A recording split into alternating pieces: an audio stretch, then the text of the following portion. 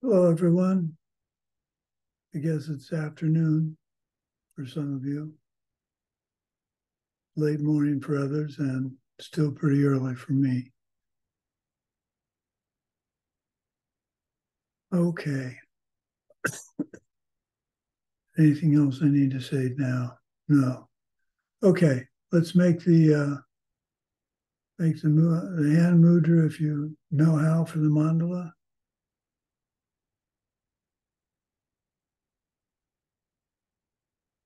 Sometimes I can and sometimes I can't.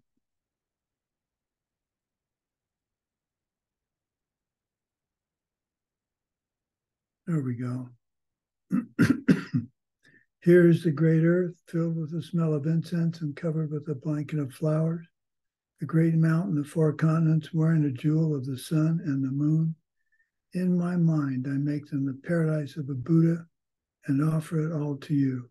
By this deed, may every living being experience the pure world. Idam Guru Ratna Mandalakam Niryatayame.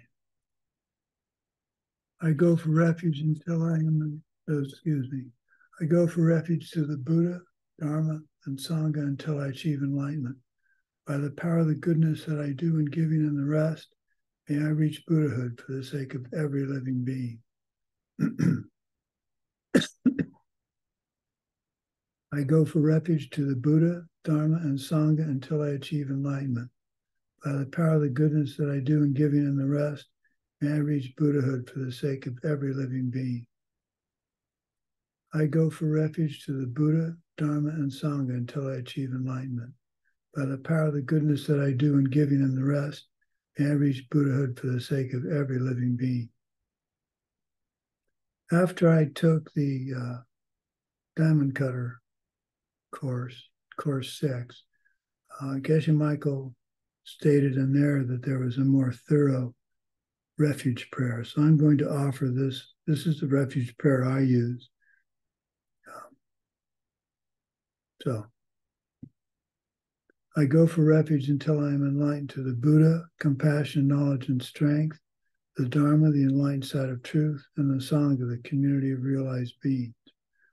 From the virtuous merit I create, from the practice of giving with the understanding of emptiness, moral discipline with the understanding of emptiness, patience with the understanding of emptiness, joyous effort with the understanding of emptiness, concentration and wisdom. May I achieve the state of a Buddha for the benefit of all living beings. So I just offer that as an alternative.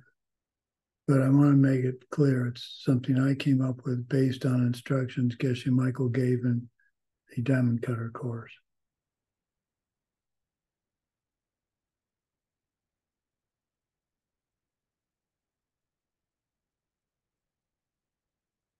Okay, we're going to do a short beginning meditation. So please get comfortable and we'll go through the preliminaries. Start out 2 rounds of 10, watching your breath, trying to focus your attention on just your breath and not being distracted. I will count and I'll come back when we're ready to go.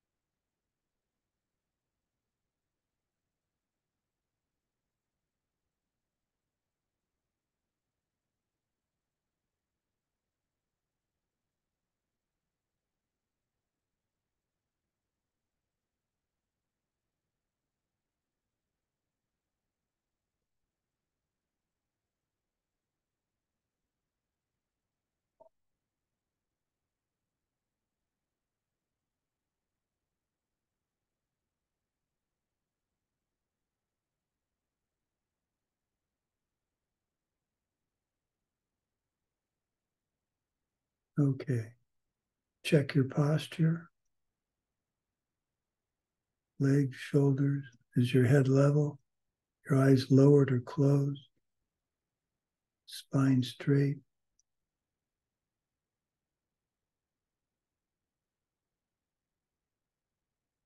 Go for refuge in the fact that the teachings this weekend can help us change our behavior in order to have a death awareness that will be powerful and useful at the time we need it.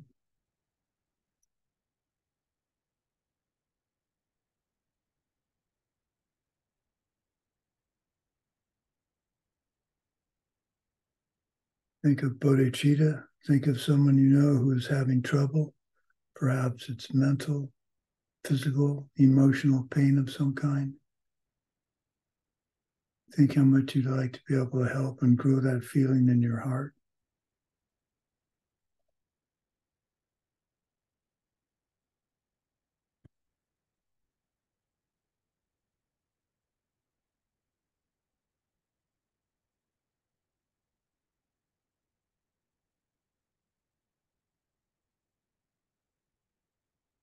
Invite your holy being to come and meditate with you.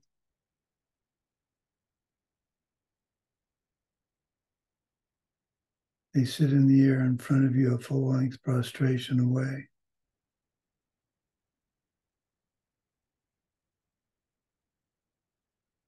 Life-size, smiling, happy that you're doing this practice.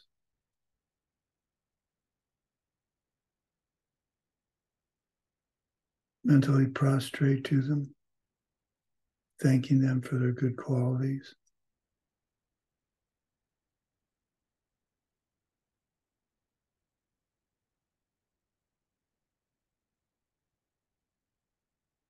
Make them an offering. A really sweet offering is to offer some part of your practice you did well today.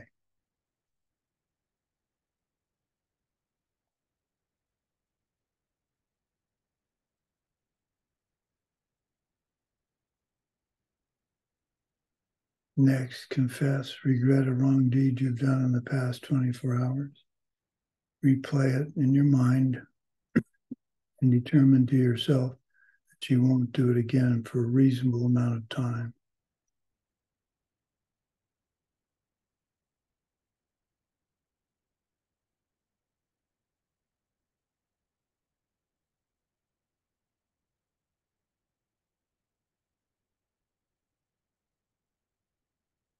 Now rejoice, tell them a specific goodness that you did, and be happy about it.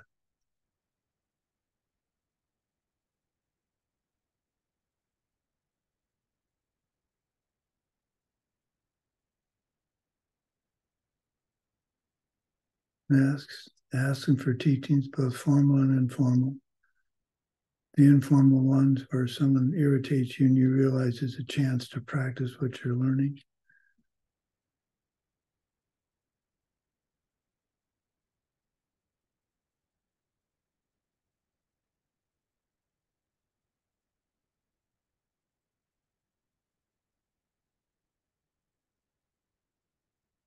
Ask for the teachers to stay, pray for their long lives, and continued involvement with your practice.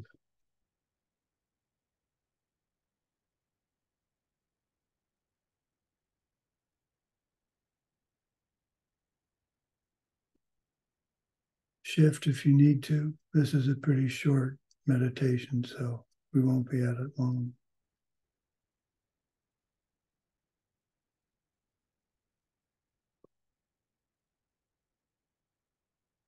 You've just passed through the gauntlet. You're now ready to enter the building at the yellow door. On the door is a sign that says death is certain. You open the door somewhat cautiously. It swings into the left, into the room. You step inside. The room is dark, but you see that it's circular. This represents the wheel of life.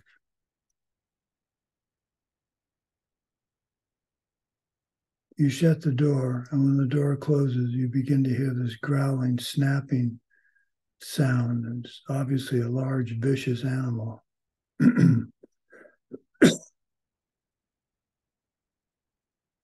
You look to your right, and you can just barely make out something that looks like a wolf, perhaps, or maybe even a bear. They're angry, they're vicious, they're lunging at you, but they're restrained by a chain, so to be just out of reach of getting you. But you realize if that chain broke, that would be it. Your life would be over.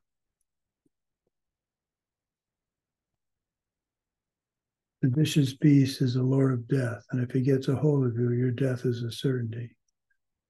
When your karma for this life wears out, it's as if the chain restraining the vicious beast is broken, and now they consume you.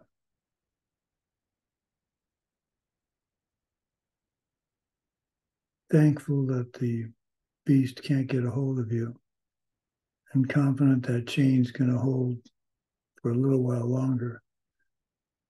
You move to the center of the room, and you see a large hourglass, maybe 3 feet or meter high. It's maybe a third of a meter wide. It's absolutely beautiful, stunning glass with a wood frame. In it is opalescent sand. It's glimmering. In my case, it's less than half full since I'm 70 and I have the majority of my life behind me.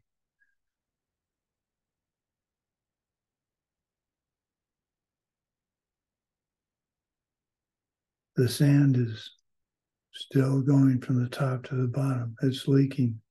Your life is leaking away. The sand represents your life. The hourglass is fixed to the table. You can't turn it over to start over, to have extend your life. Nothing can stop the flow.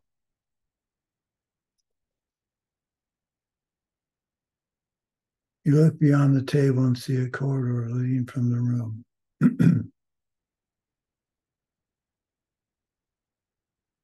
Because your life is slipping away, you run to the corridor, but you stop and you look to the left. And on the wall is the very first Dharma talk you went to.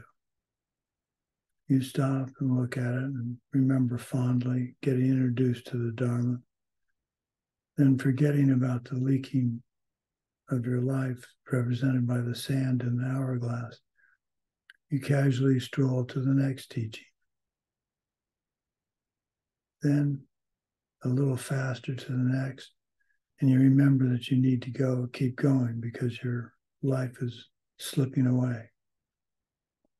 So you run down the corridor, running past all of the remaining teachings, running past the 18 certificates for having completed the ACI courses. You can't even stop to admire and rejoice in that. This represents perhaps in some cases having so much Dharma to study that you don't study any of it properly. Yes, there's a lot to be introduced to, but the important thing is if you're introduced to it is to take it up and study it.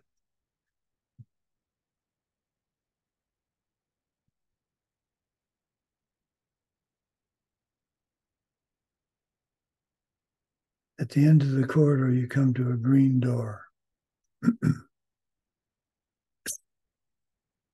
And on the door is a sign that says, time of death is uncertain.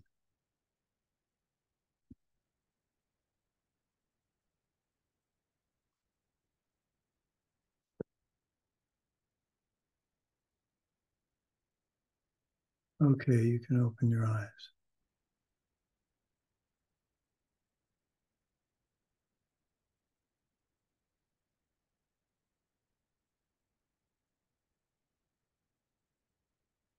Now remember that holy being in front of you.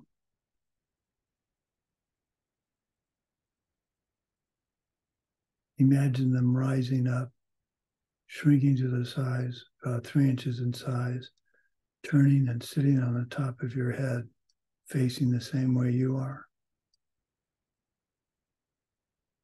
They shrink down to the size of a BB, come down your central channel, and stay in your heart the rest of the day, knowing that they're there to help you however they can.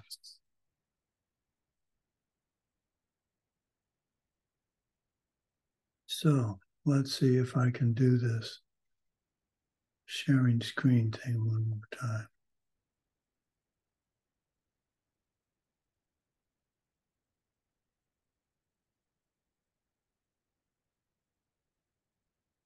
Okay, that's going to work.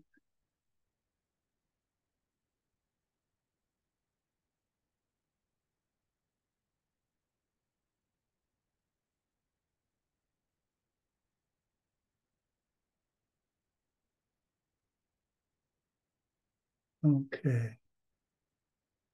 You should be seeing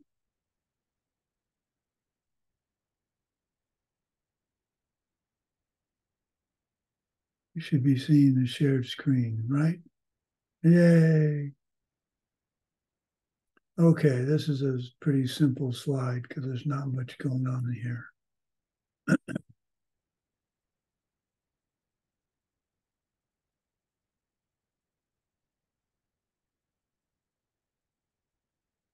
Okay, time of death is uncertain. Lifespans are not fixed. There's no order in our world about how long people live on this planet. Some die young, some die old. Bad and good people die.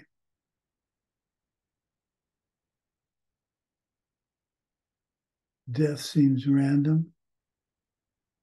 Also, this eon is one of fluctuating ages. Other planets and eons have fixed ordered lifespans. So you say to yourself, other planet systems? Who believes in that? Well, before we do that, I need to mention something about life expectancy. Maybe you've seen in magazines or in news where they have a bell-shaped curve, and they say the average lifespan 72, let's say 72 years for a citizen in the United States. Well, that's misleading because half the people live longer than that and half the people live less than that. And you don't know which one you are. So the idea of an average life expectancy is only really good for the insurance companies because they can base their rates and things off of that. So how about other worlds exist with fixed and ordered lifespans? Says who? I can't see them. How am I supposed to believe that? Well, let's put it into context. The light spectrum has X-rays, ultraviolet, visible light, infrared, all kinds of different wavelengths. We only see in the visible. We don't see in the X-ray. We don't see in the ultraviolet. Doesn't mean they're not there. Just means we don't see them. We don't have the karma to see them. Bees see in the ultraviolet, and they see an entirely different flower than we do when they're going to get pollen. So, just because we can't see it doesn't mean it's not there. So the context is, if other worlds exist with fixed ordered lifespans, we should at least give a chance that they exist. And that's true of the whole Buddhist cosmology. I remember watching when a bunch of very learned physicists and cosmologists were with His Holiness, and they were explaining to him why their current idea of cosmology was correct and the Buddhist one was wrong. And it was really interesting to watch. He didn't argue with him. He smiled, just that smile of His Holiness, which is kind of like, yeah, yeah, yeah. Because all he'd have to have said for me was, you cosmologists are talking about the Big Bang as if there was nothing before the Big Bang. Well, how can that be? You're asking me to believe something came from nothing. I'm asking you to believe something there's beginningless time and endless time. So the whole point is there's a lot in Buddhist philosophy that we need to take on faith. And the faith is that we have teachings from Lord Buddha of all kinds that we believe are true.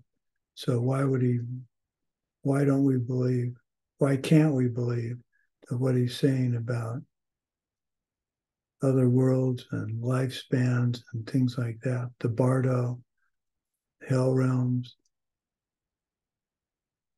why can't we believe that? Why can't we believe, at least entertain the belief? Okay. So time of death is uncertain. Things that can kill you or can be divided into two. Living, that's pretty obvious. Bacteria, snakes, bears. I'm not sure why I'm talking about bears so much. The inanimate,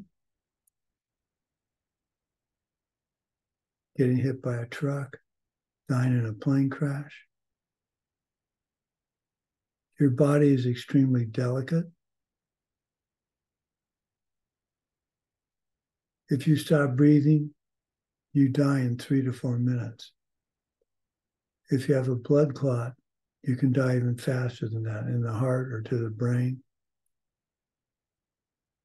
If you're Chinese medicine, there are the 4 elements: hardness and solidity, fluidity and wetness. When those are in balance, you're alive. When they get out of balance, you end up getting sick and potentially dying. So the time of death is uncertain because you don't know which karma is going to ripen next. I didn't know that I was going to have blood clots. It's happened several times now. I obviously haven't died, but I've had several instances where, in fact, the first time I had a blood clot problem, I had no idea what it was. I was flying to South Africa for the second time, and I stood up at Heathrow after a long plane flight. I stood up at Heathrow and almost passed out. I got to South Africa, and that night I had a stabbing pain in my left chest that I couldn't breathe. They finally took me to the ER, and I was given some super aspirin, which was the right thing to do because it contains chemicals that can break up a clot. But I didn't know what was going on. I wasn't particularly scared. It was just incredibly painful.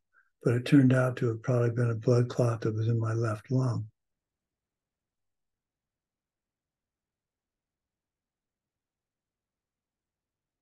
The last time I had a clot, I was off the medication that I had been given. My hematologist said I didn't need to take it anymore. It's very expensive.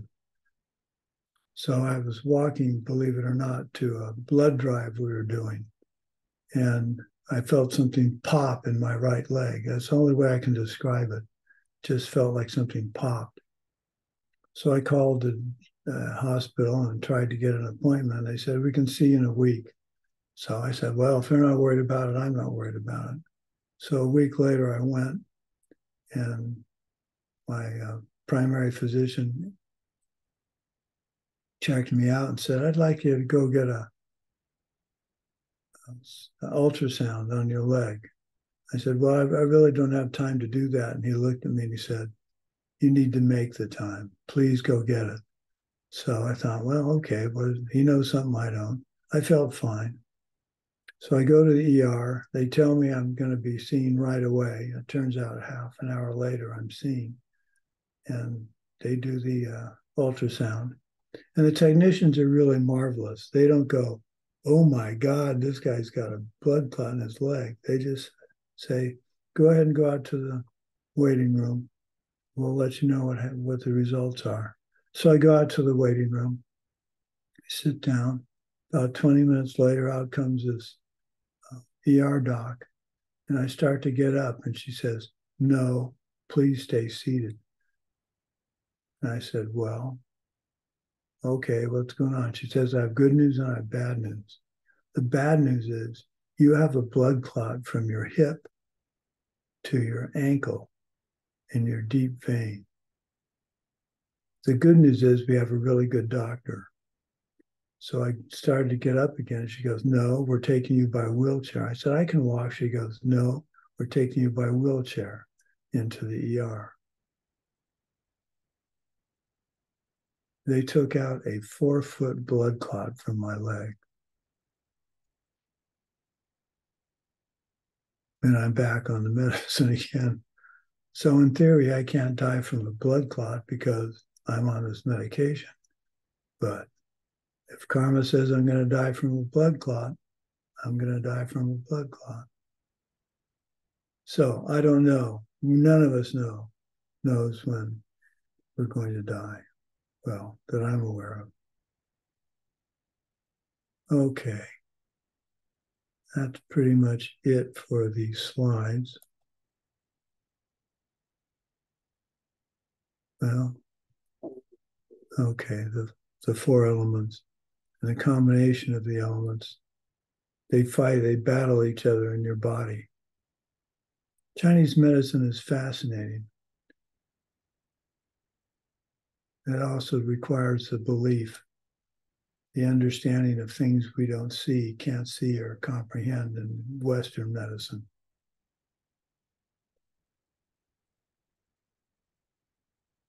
Okay. Let's end the slideshow. We'll end the sharing. You might be wondering what this is. That's a guidance section from a Minuteman I missile for those who care. So we nuclear weapons authors keep stuff like that on our desktop. Okay. Okay. So, time of death is uncertain.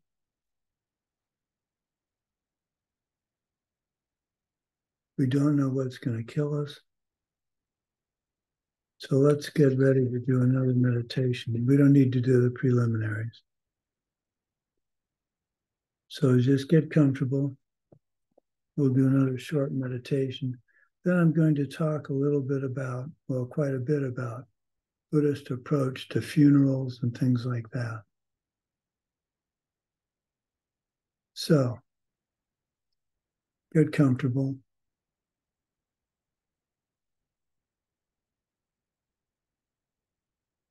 You find yourself at a green door at the end of that corridor, which had all the images of the classes and courses and teachings you've been to. The door has a sign on it that says, time of death is uncertain. You open the door to the left and you step into a triangular room. You're at the apex, and across in the base across the other side of the room is a red door.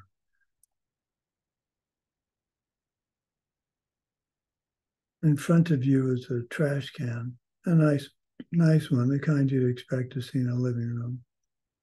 And it's got a calendar in it with your 76th birthday circled.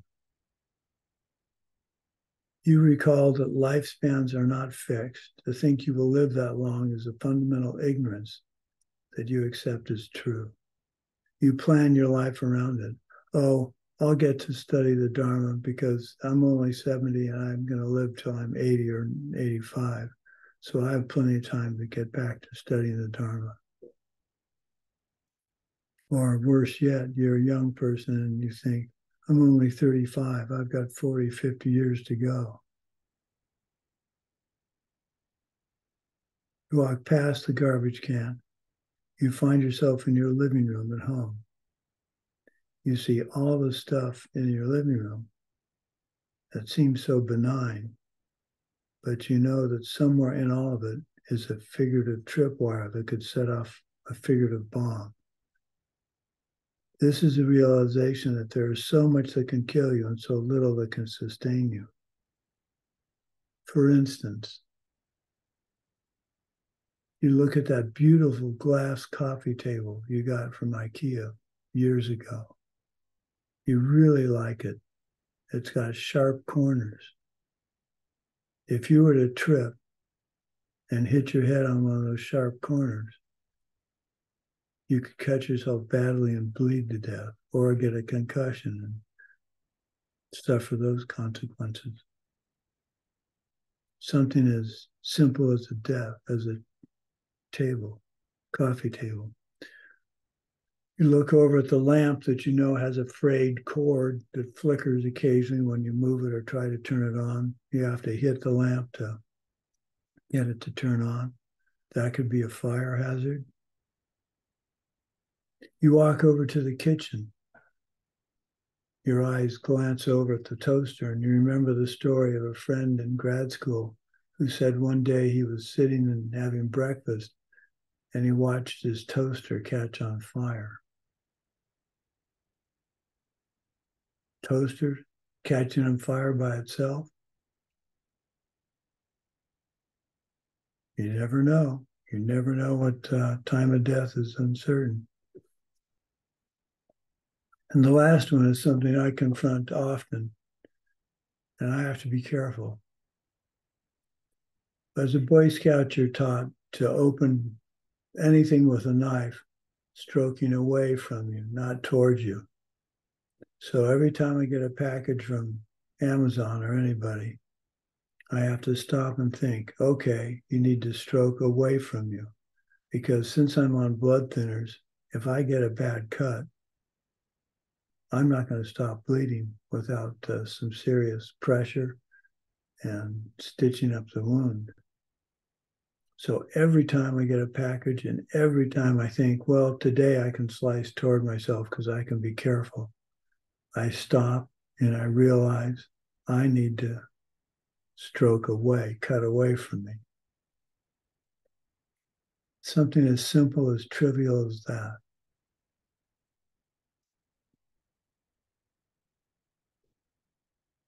You walk further toward the red door across a thick plush carpet. You feel something pricking through the sole of your left shoe. You sit down on a chair and look at the bottom of your shoe, and you see that you've stepped on a thumbtack. It's penetrated the sole of your shoe. You dropped it a week earlier and didn't bother to find it. You pull it out, take it off, take off your shoe to see if you're bleeding, and you are. Not a lot, but enough to be of concern. So this simple stepping on a thumbtack that you didn't bother to pick up when you dropped it could cause an infection and kill you. Something as simple and as innocent as stepping on a thumbtack. But the reason it's there to be stepped on is because you were careless enough not to pick up something that you knew you could step on and cause the problem. So this reflects the fact that you have to be aware of and take care of issues that could be of potential death, represent potential death to you. And I have to be very careful. For instance, bruising. Bruising is just a release of the blood underneath the skin. I could bruise I so far haven't bruised very easily, which is a miracle. But I'm not allowed on ladders anymore. I'm not allowed on my roof, which is really annoying because I liked getting on my roof. And the reason I'm not allowed on my roof is if I fall and hit my head and start to bleed internally in my brain, I'm probably dead. Now, does all this bother me? Well, I wouldn't mind getting on the roof again. That was fun. But it doesn't bother me because it's what I need to do to be smart and try and put off the karma ripening for me to die on things that I seem to have control of.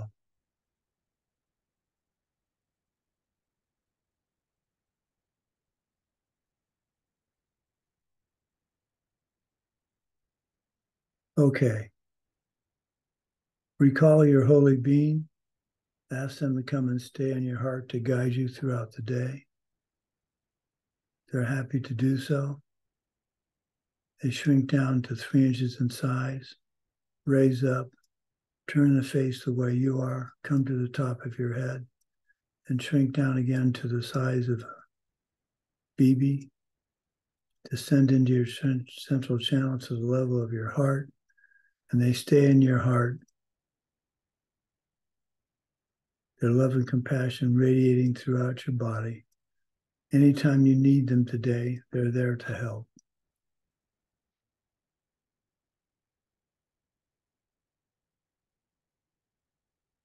So in the spring of okay, go ahead and open your eyes. In the spring of 1991, the director of an American hospital, which often treats Mongolian and Tibetan patients, requested advice from Ken Rinpoche about what followers of the Buddhist religion would want to have done as they die.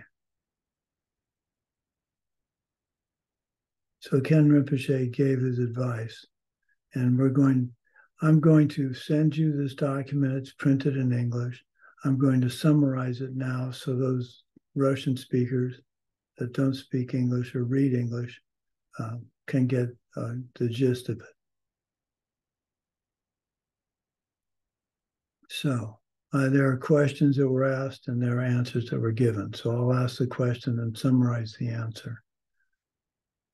So question 1, should family, friends, and hospital staff handle a Buddhist who is dying? As a person is dying, it's extremely important not to disturb or upset him or her in any way. They should not show, family and friends should not show any excitement near the deathbed. They should speak softly in restrained tones. It is best at this time to speak as much as possible about religious topics. If the person is a Buddhist, they should try to talk about subjects such as Buddhas and Lamas and great religious teachers, the wish to achieve enlightenment, especially the fact that Buddha himself is in a place where one can take ultimate refuge, shelter. The reason trying to speak about these things is that the last moments of thought in this life are extremely important in determining what will happen to a person in the future. We'll discuss this in greater detail in next class. These thoughts trigger particular seeds in a person's mind that will decide where they're going to go next, what life they're going to have next. The process of dying is very similar to what happens when an advanced religious practitioner goes into meditation. The mind goes deeper and deeper and deeper and enters an extremely subtle state.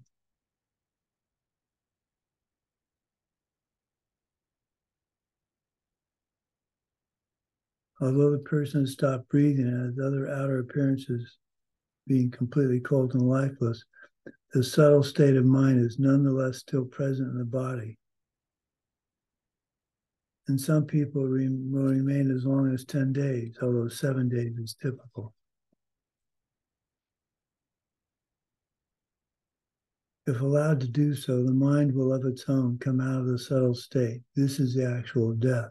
However, we touch or jar the body abruptly, we can awaken the mind from its deep state, and it will leave the body where we touch it. If we touch the lower part of the body, the legs or feet, then the mind will leave from there. And in most cases, this leads to a birth in one of the hell realms or lower realms. If we touch the upper part of the body, it is better because they will take rebirth in the higher realm.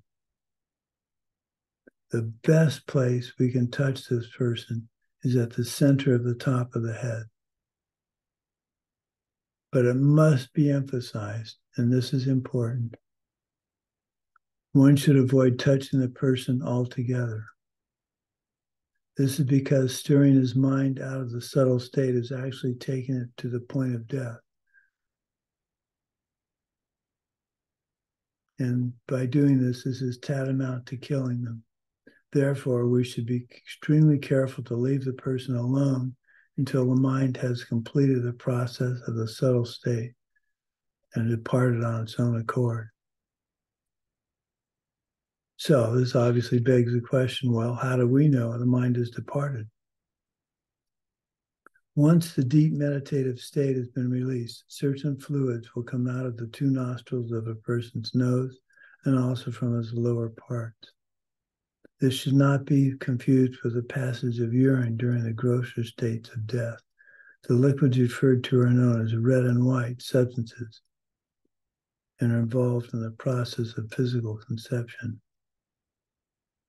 When the liquids are released, the person is actually dead and his body can be touched. It's all right after death to put the body in a refrigerated area. This apparently is a very dangerous practice.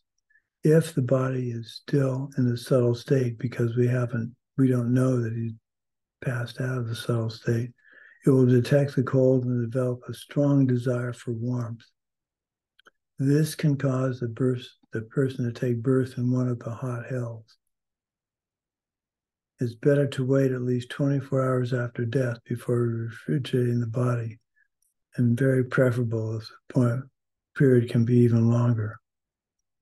If this is not possible, it's important to ask the person to gently release his state of meditation as described above.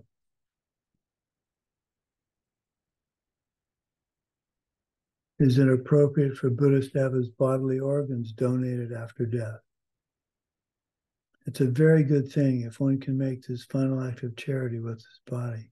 It should, however, be done out of a motivation to wanting to give and not for some kind of monetary profit.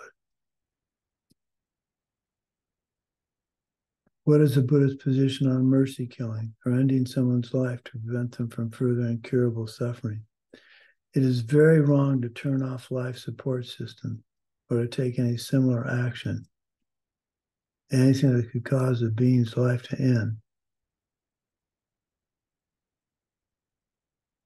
So this is an interesting conundrum for my wife and I.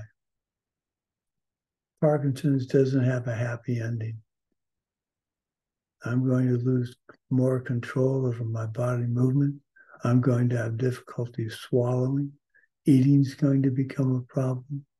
I'm going to become much more of a burden to my wife. I don't want that, but I can't very well kill myself because that's tantamount to the stupidest thing a Buddhist can do.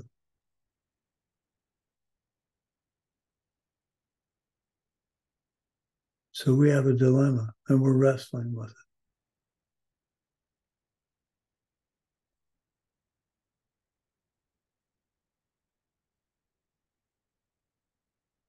What is a Buddhist position on abortion? Abortion is completely wrong. It is murder. In fact, it is a particularly repugnant form of murder, since in most cases the victim is someone who in most cases of murder, the victim is someone who can physically attempt to fight back and defend himself. Whereas in abortion, the victim, the infant, is small and helpless. What is the Buddhist position on contraception? Contraception is not killing, since conception has not occurred, but it is preventing a being from achieving a higher rebirth, a precious human life.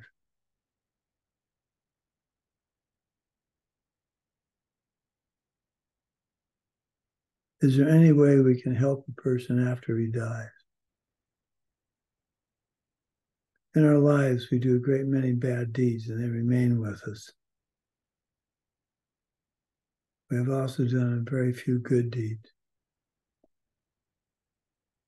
Nonetheless, by the force of our prayers, by the blessings of goodness of the three gems, the Buddha, Dharma, and Sangha, it is possible that at a very crucial point in the process of death, or during the in-between period before the next life, the power of good karma can be pulled out and triggered rather than the power of the black karma. It's going to be a little bit like winning the lottery.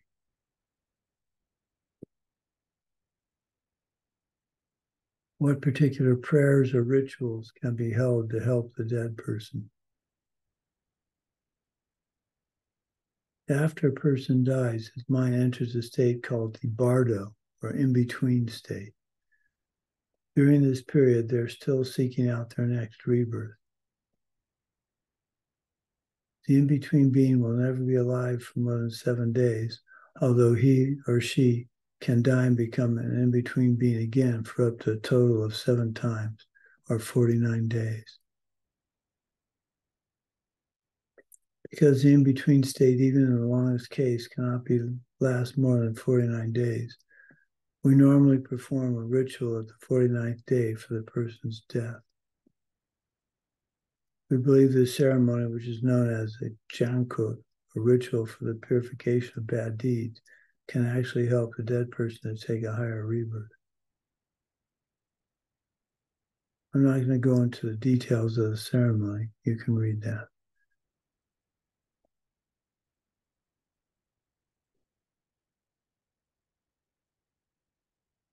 Are there particularly effective prayers that can be read around the person as he actually dies? If the person has received the necessary initiations, it's very good if you can recite to them calmly and clearly the Dake ritual used in the secret teachings of Vajrayogini or other deities. Be prepared for my impending isolation on the way to die by having my lovely wife read the Tara Sadhana for me. So we can be playing that as I'm on my way out and I get to hear her voice and I get to hear the sadhana. That should be very powerful.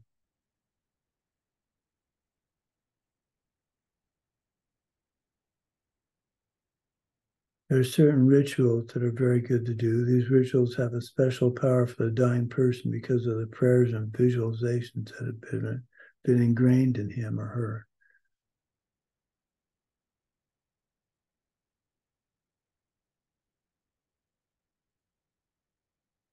It is also good if you could recite the Om Mani Padme Hum prayer, which is familiar to nearly every Buddhist in our community. What kind of funeral ceremony is appropriate for a Buddhist? This is pretty important. There is no great difference between whether the body is cremated or buried. There is a tradition not to burn the body in case the person has had a serious and contagious disease. We also believe that there are certain spirits which we can't see, which are able to partake of the body's flesh.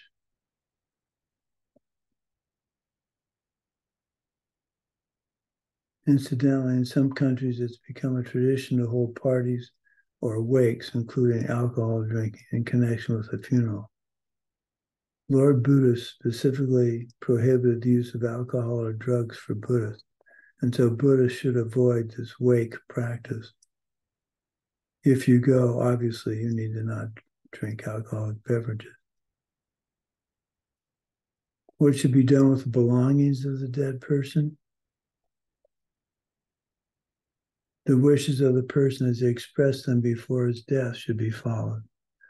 So let me share something that happened and really hit both of us hard. My lovely wife's parents were next to her were my best friends. 2 wonderful, compassionate, generous people. One day we got a phone call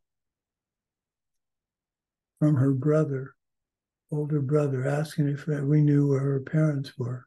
They frequently flew in a small plane out to see us. They thought maybe they were on their way to see us. They weren't. To make the long story, the beginning of this story shorter, they crashed into the ocean off of Half Moon Bay in California and died. So we don't tell this story to many people, but as Buddhists, I think you can appreciate it. My wife was sitting in the bathroom. She looked at her. I had made her a tree piece of cactus skeleton. I'd made it a tree to hang her earrings and rings and necklaces off of. She noticed that there was a gold nugget about the size of the tip of my little finger hanging on a chain off of her earring tree. That was her mom's gold nugget. It had not been there before the phone call.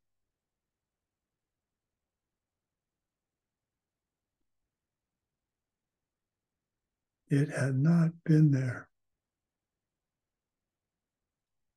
That got both of us thinking, how on God's green earth could that have appeared? So rather than dismiss it and say, we just didn't notice it, that started my wife on her journey that got us into Buddhism.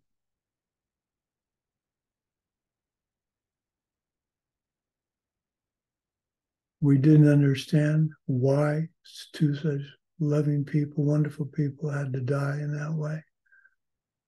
It wasn't fair, whatever that means. So she started investigating.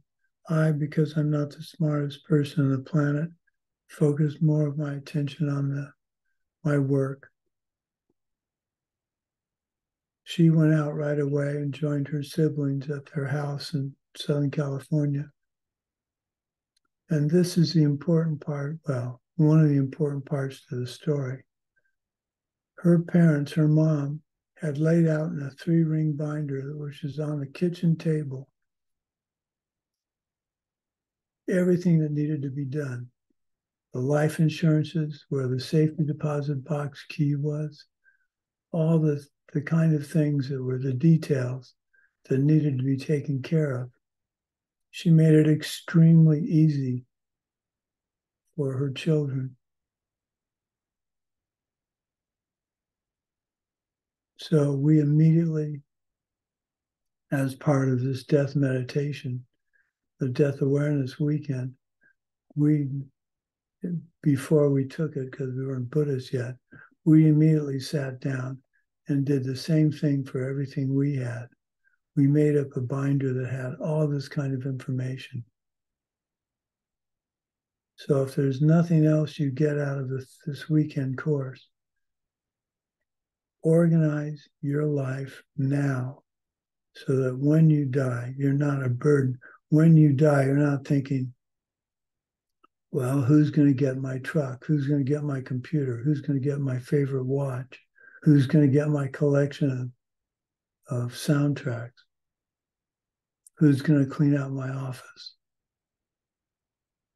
You don't want thoughts like that. You don't want regret saying, I should have given that to them or this to him or her. So it's incredibly important to take care of this. It sounds morbid. You may think there's nothing you have to do that would require this because you have no possession. If you own a car and it's in your name, if you own a house, co-own a house with your husband or your significant other, if you have bank accounts, are they what do they call it? Not co-sponsored, co-signed. If you're co-signed, then you can get into that bank account easily. If you're not, it takes a lot of work to get into a bank account. Oh, my wife died.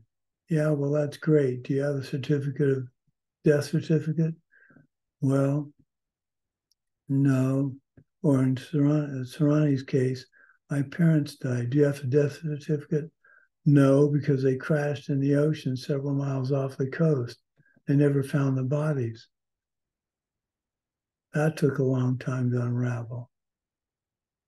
But at least we knew where to go to unravel it. When I had my near-death experiences recently, I had great peace in my mind because I knew we'd taken care of all these things. It was all there in a handout. My lovely wife didn't have to remember what I said, what I wanted done. It was there, typed out, very clear, very specific. So please, if you do nothing else from this weekend, please get your affairs in order. You can be 25 and think, I'm not going to die. Think of my nephew who hasn't died, but he's quadriplegic. You do not know what's going to happen tomorrow or in the next hour, in the next minute.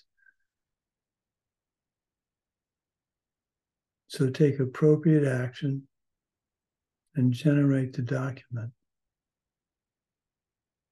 I can't ask you more clearly than that.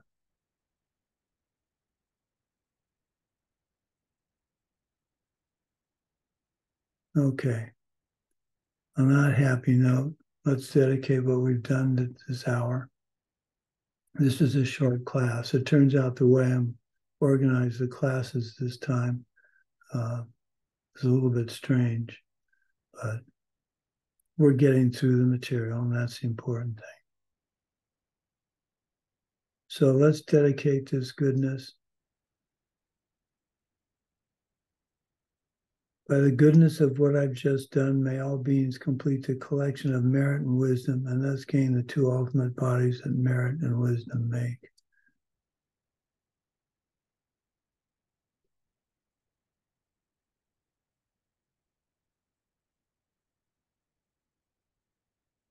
Thank you all for this opportunity to teach.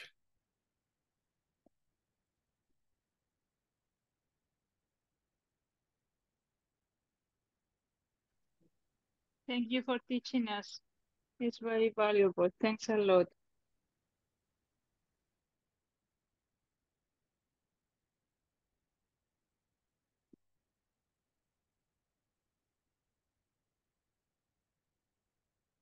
Okay, we'll see you in about 4 hours. Bye-bye.